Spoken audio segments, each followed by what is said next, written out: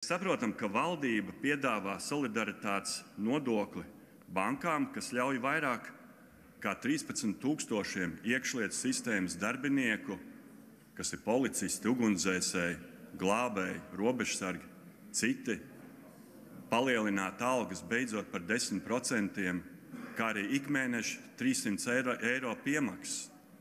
Par ārējo drošību es it sevišķi gribētu runāt, jo mums ir svarīgi saprast, un mēs visi saprotam to, ka apdraudējums ir tepat mums pie durvīm, ka drošība mums ir jāstiprina. Šis ir arī drošības budžets.